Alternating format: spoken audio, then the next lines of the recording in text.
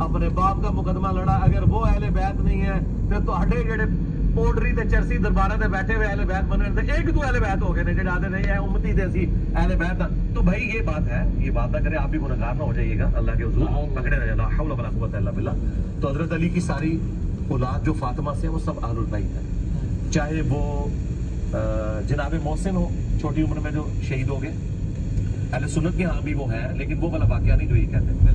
حسن حسین بھی, اور ان کے ساتھ ان کی سسٹر زینب.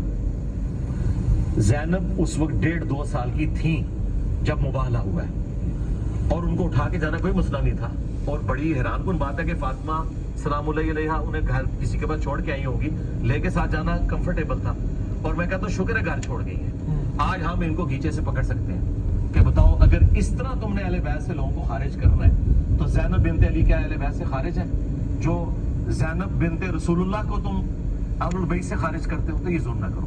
البتہ یہ بات درست ہے کہ باقی 3 بیٹیوں سے نبی الاسلام کی اولاد نہیں چلی, اولاد یہیں سے چلی ہے, آل محمد یہی ہے. لیکن ہر بات یہ مولانا اسحاق صاحب نے ایک پھکا دیا تھا, میں نے آپ کو بتایا بعض کا وہ اتنی بڑی یعنی پھکا دیتے تھے جس کا جواب ہی ممکن نہیں. بخاری و مسلم میں بلکہ آپ نے کہا تھا میں ختم کروں گا آگے چلوں گا, آپ آگے چلیے. میں حدیث پہ آ گیا نا آگے کہ صحیح ستہ میں امام حسین علیہ السلام کے قاتلان سے بھی احادیث لی جاتی ہیں. اور جبکہ اہل بیت کو دیکھیں, یہ امام حسن کو, امام حسین کو, جناب علی بن ابی طالب کو, جن کے بارے میں رسول فرماتے ہیں کہ میں علم کا شہر ہوں, یہ علم کا دروازہ ہے, ان سے احادیث بہت کم لی جاتی ہیں. جبکہ امام باقر, امام جعفر صادق سے بھی بہت کم لی جاتی ہیں. حضرت ابو ہریرہ رضی اللہ تعالیٰ عنہ خیبر کے وقت مسلمان ہوئے اور ان سے 5500 یا 55,000 تقریباً اس طرح سے 5500 مشکل سے. اور دوسری بات یہ ہے کہ مجھے بتائیں کہ ابو ہریرہ کہاں سے قاتلان اہل بیت ہو؟ نہیں میں یہ نہیں کہا, تو آپ نے 4-5 باتیں مکس کر دی ہیں نا, تو آپ سٹیپ بائی یہ کوشچن اگلا تھا. ہاں, پہلی بات ہے قاتلان جو اہل بیت ہیں یا جو ناسبی ہیں ان سے اگر کوئی روایتیں لی ہیں اہل سنت کے اماموں نے تو وہ تائید میں لی ہیں, اور ساتھ ان کا سٹیٹس بھی بتایا. کسی کا اہل بیت کا دشمن ہونا اس چیز کا متقاضی نہیں ہے کہ وہ روایت حدیث میں جھوٹ ہی ضرور بول رہا ہوگا, یہ ضروری نہیں ہے. اسی طریقے سے دوسری طرف آپ یہ کیوں بھول جاتے ہیں کہ امام بخاری نے کم از کم 100 ایسے راویوں سے احادیث لی ہیں جو شیعہ تھے, وہاں کیوں نہیں اعتراض کرتے؟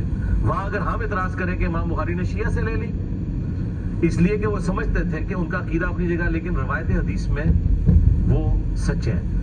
آپ وہ روایت میں بحث کر سکتے ہیں کہ یہ فلاں روایت فلاں ناسبی سے لی تھی اور دیکھو اس سے غلط عقیدہ نکل رہا ہے, اس پہ آپ بحث کر سکتے ہیں.